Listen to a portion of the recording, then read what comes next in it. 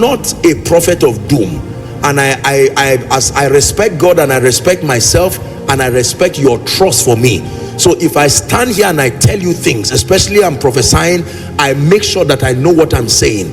I saw something about next year that will make you need this message, because what I saw is going to be a time of turbulence and serious challenge for believers.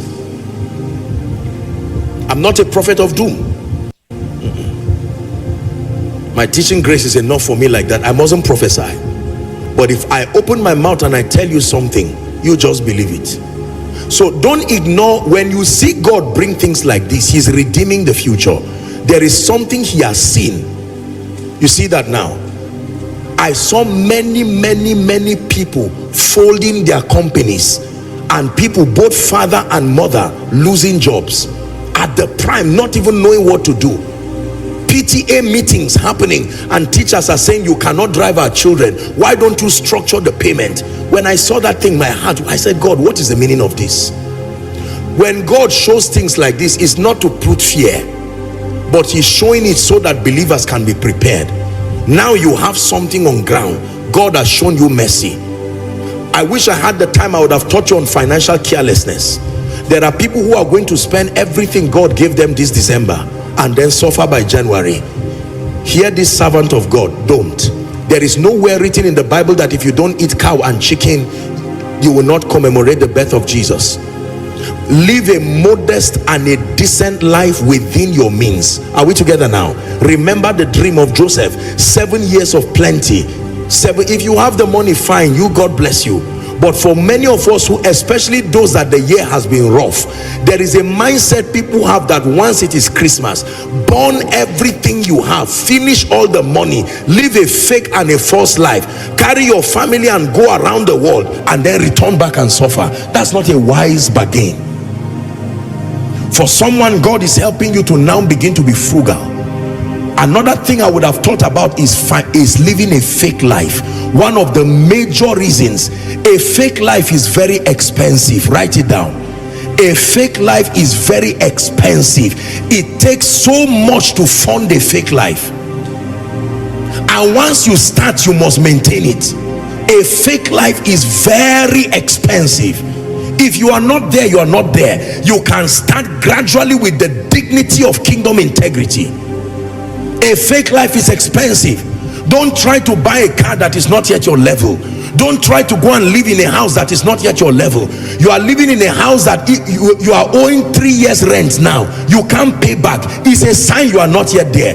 Get out of that place and look for a decent place. Hallelujah.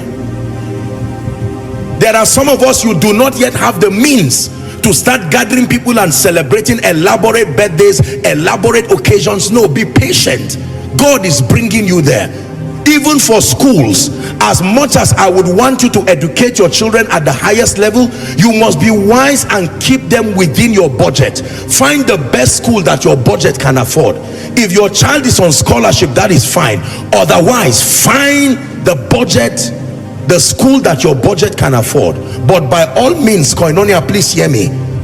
Great disaster is going to befall many, and there are many who will begin to tour the corridors of compromise because of this finance thing.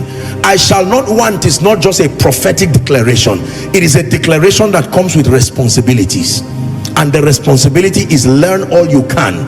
Now that God has given you a good job, don't waste your salary that is coming. Learn all you can about investments. Are we together now? Meet intelligent people with integrity who know what they are saying, not people playing games all around the internet, deceiving and fooling people. Don't fall prey to some of these things. Seek counsel.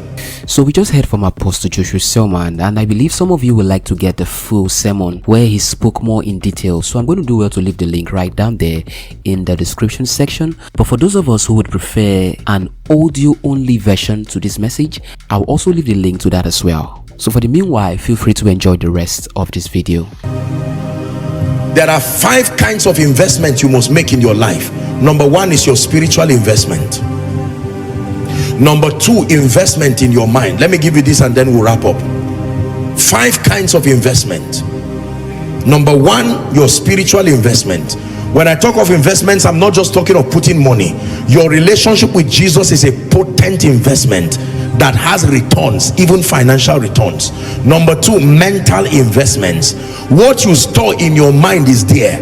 You don't need to refrigerate it, you don't need to warm it. It is there and will always be ready to be delivered when needed. Number three, invest in your health and your well-being. It's an investment. Invest in your health and your well-being. It's often said that people deteriorate their health to make money, then they use the money they have made to now maintain their health that is now deteriorated. Don't be like that. Invest in your health and your wellness. Number four, invest in strategic relationships. Relationships are an investment. They bring returns, mighty, marvelous returns.